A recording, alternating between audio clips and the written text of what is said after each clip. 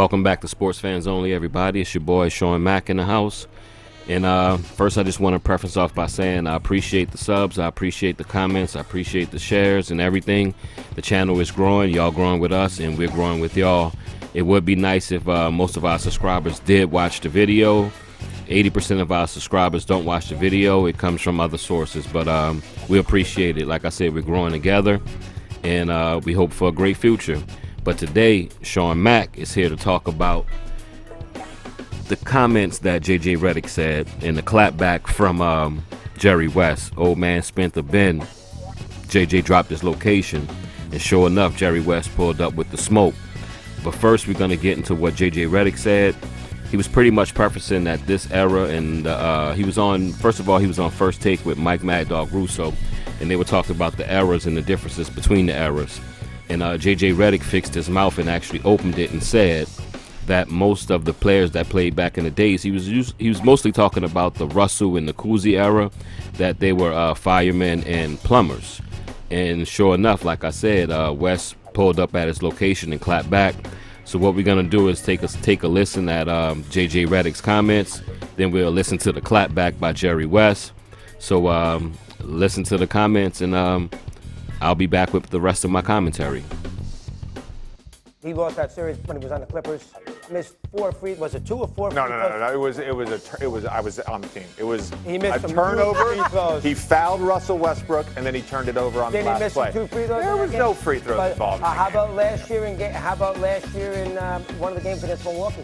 Didn't he have 5 points in Game 5 against the Bucks and was off for the game?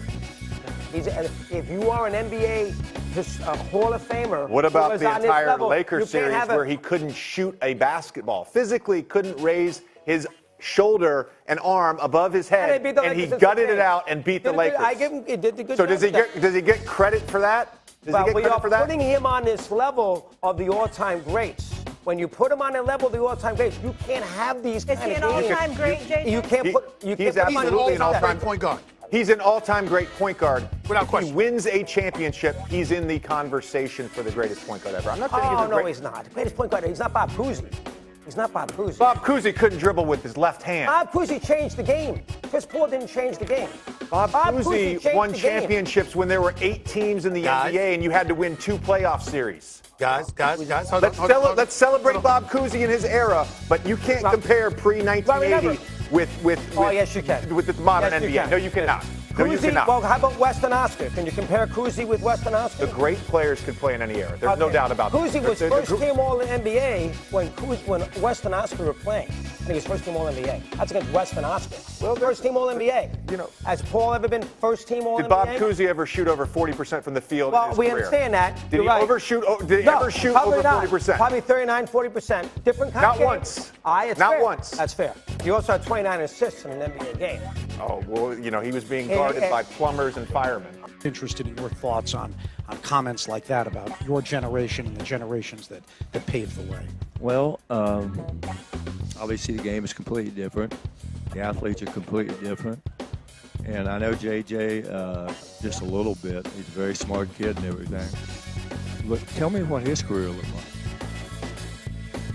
What did he do that determined games? He averaged 12 points a game in the league. Somewhere along the way, numbers count. At that point in time, the players aren't what they used to be. JJ certainly wasn't going to guard the elite players. And so you can nitpick anyone. And I'm not, the only reason I'm talking about him is because he was not an elite player, but he was a very good player. But he had a place on the team because of his ability to shoot the ball. My era, I was an athlete way before my time. I had a huge vertical. Probably no one in the league was much faster than me. And certainly the competitive part of it, I would put myself among any player that played the game today also. Winning is all that matters. That's what drove me. And I subtly got better every year. We didn't have the facilities to get better. We had to work in the summers to support our family. AJ should be very thankful that he's made as much money as he's made. And Bob Cousy, who I played against a couple of years, not very long. I just think it's very disrespectful myself. All right, let's get right to it. Like I said, old man wanted all that smoke. And I have to agree 100% with what Jerry West said. You know, everyone has the right to an opinion. Like, we don't play ball. We just get on this camera and talk about stuff. Some of us did, but I mean, we don't play ball professionally. So it's okay for us to sometimes critique because this is what we do. Stephen A. Smith, Skip Bayless, Shannon Sharp, other people, you know, everybody that's on YouTube and that has a show right now. Everyone has something to say, but the thing is this: if you play in the league and you open your mouth, like Wes said, at some point numbers matter. JJ Redick averaged 12 points his whole career, not many assists, not many steals or whatnot, and rebounds. He was pretty much primarily a spot shooter. He could go off the dribble a little bit, but he's primarily a shot shooter. He was a sharpshooter. So when you fix your mouth to say that, people that played in the league is going to automatically turn around and say, well, what have you done? And I do understand what JJ was saying, because these guys back in the days would actually play 3 games in a row, have a full season, but after the game they would have to do other things because the NBA actually did not pay them enough money to support their families year round without another job.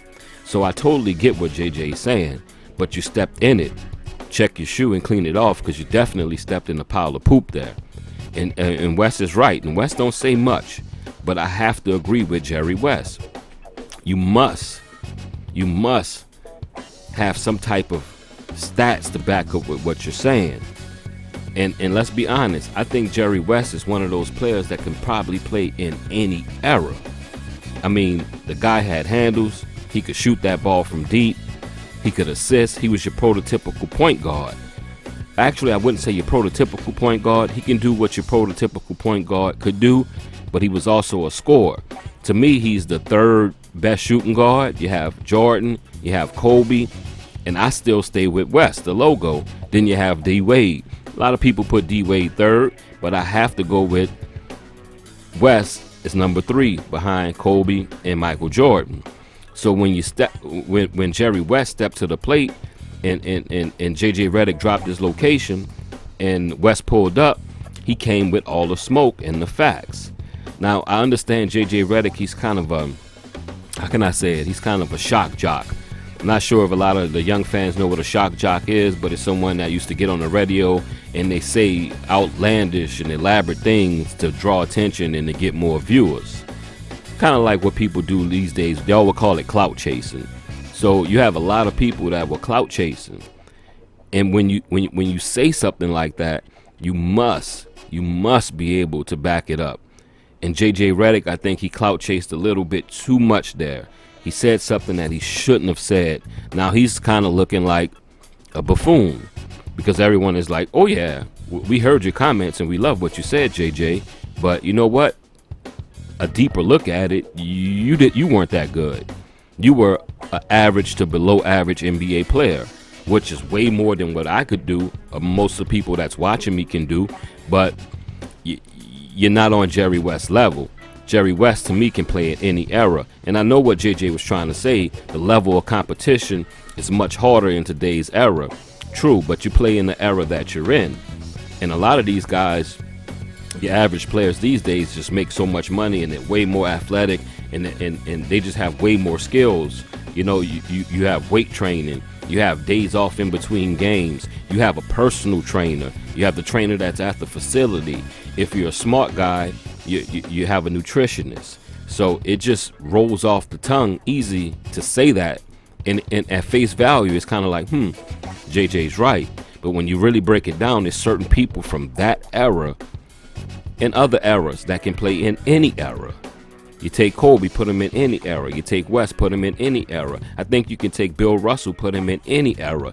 Hustle is something that you have to have. Either you have it or you don't. So I think if you put Russell in this era, he'll average like 15 rebounds and maybe 12 points. 15 and 12 is amazing. He'll have games where he probably have like 20 rebounds. So for JJ to say that, it was kind of out of bounds. And when he first said it, I agreed. I was watching that episode when it aired. I was like, he's right. He was right. And you know what? It took for Jerry West to clap back for me to say, wait a minute. He's right. Like you heard West said, numbers matter at some point. At some point, numbers do matter. So with that being said, I just wanted to catch up with the news on that JJ Redick and Jerry West thing. I wasn't going to say anything or make any videos about it, but once Jerry West clapped back, I was like, holy moly, let me hop on here and talk about this. So y'all get in that comment section and let me know what y'all think. If y'all think JJ Redick was out of place, do you think that Jerry West was on point, or was he out of place with what he said? Because to me, he was right on point. You get what I'm saying? So as always, it's been fun. I've been Shawn Mack from Sports Fans Only, and I'll see you later. Peace.